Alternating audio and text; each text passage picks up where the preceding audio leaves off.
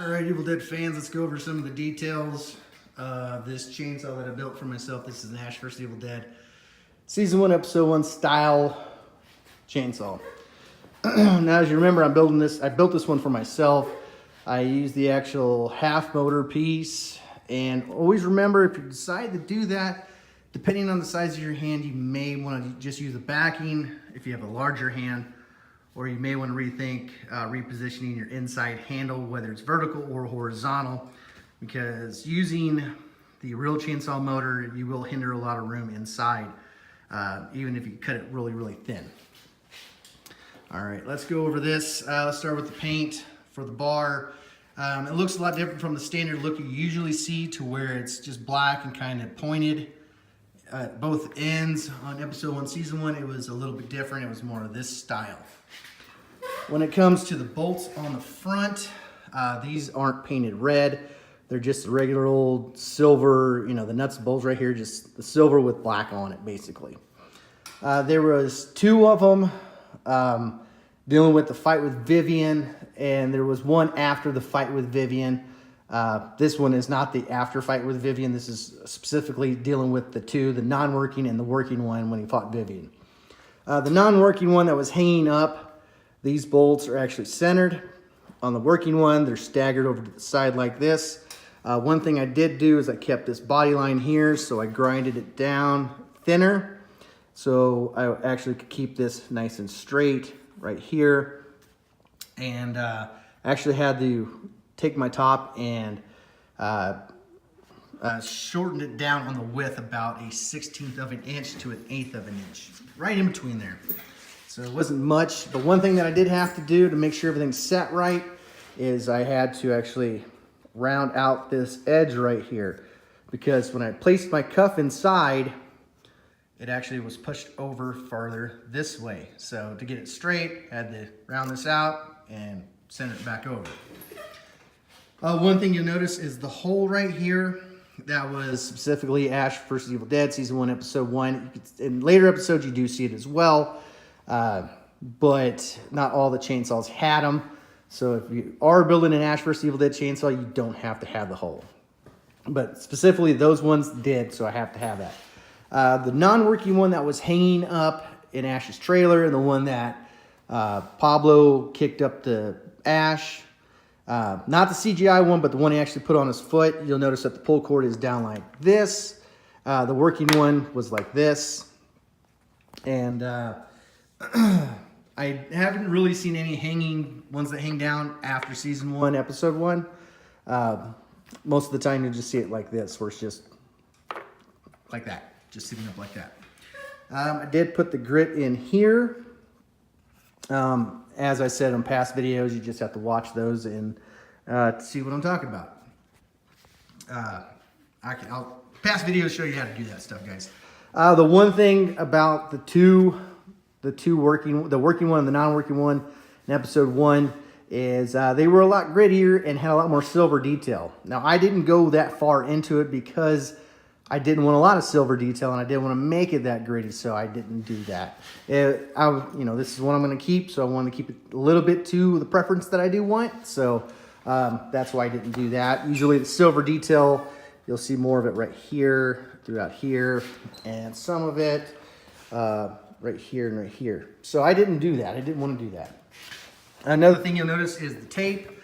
Now, the Episode 1, Season 1, and you'll see this on other episodes as well, there is a gap between the tape right here. Now, the working one didn't have the gap. So I went with the working one. That was my original plan. So I went without the gap.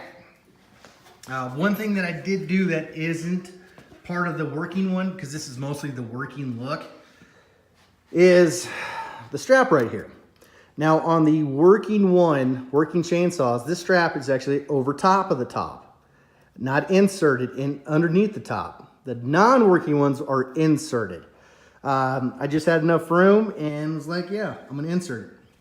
So this strap is actually connected here and here on the underside of this top, and actually helps hold the top down.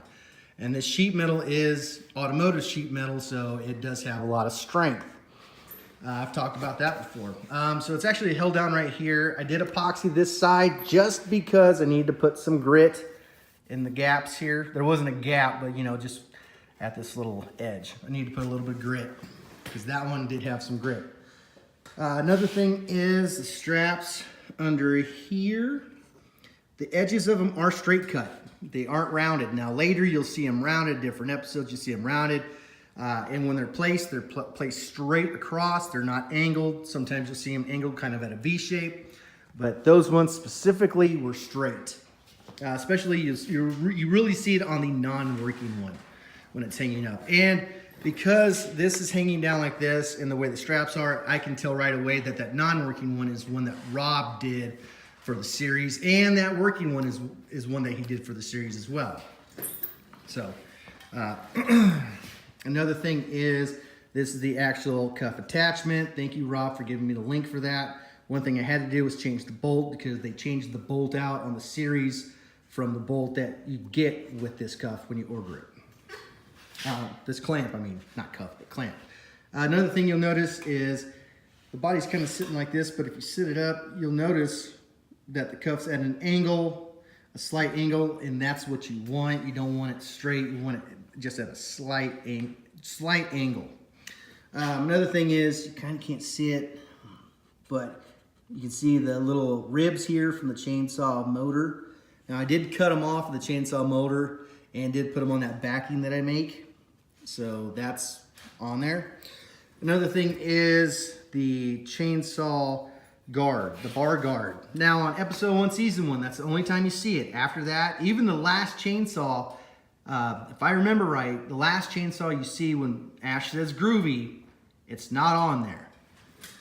Another thing you don't see on that chainsaw is this, right here. This Flathead Bolt. Now, the working one and the non-working one you first see, they do have this, and a bunch of other ones do have it, but not every one of them has this. So if you're making one or buying one and it doesn't have it, it's not a worry. No worries, it's all canon. Now this one, like I said, does have a chainsaw motor piece in it. You really can't see it because it's painted up and you really never see it. Let me think here, guys. I think that's basically it. All I need to really cover. But yeah, it turned out really nice. I really like it. And remember, I made this specifically for me, so please don't ask to buy it from me. Because if that was the case, I'd have to rip it apart and make it so other people's hands could fit in it. But this one, like I said, is specific for me. And yeah, it turned out really nice. I really like it. And this will be the end of me just making these ones willy-nilly. I think the next ones I'm going to make will either be for sale if somebody request one, if I have the time, but I know I will probably have a few if I make the Chicago Horror Con for sale down there, and I may have some AOD chainsaws as well, because that's one of the next things I plan on building is some AOD chainsaws. Well, there it is, guys. I'm going to try it on now and show you what it looks like. All right, let's take a look at it. It feels good in my hand, not hindered up or anything, no problems, no movement on the inside or outside. Looks good. And remember, guys, when you decide to build or you buy one of these, there's a big difference between either having a chainsaw hand or having Ash's chainsaw hand. So whether you're buying or you're building, just make sure you get what you want. I mean, this thing, this is undeniably Ash's chainsaw hand. I mean, it's not from the auction, but at the same time, it's as close as possible that I've ever seen to doing Ash's. And this one took me a little more time. It was more of a pain in the butt because I used different methods on this one versus other ones that I've done in the past, because I want to keep this body line here and just various different things. Nice toggle switch on top. Pull string works, of course. See how those straps, these ones are straight. Right there. Motors in it. It turned out nice. I mean, I really like it. And like I said, this one's mine, so don't ask to buy it, please. Anybody, just don't. It's always tempting to just build another one, but I think this model for at least a while, I'm done with.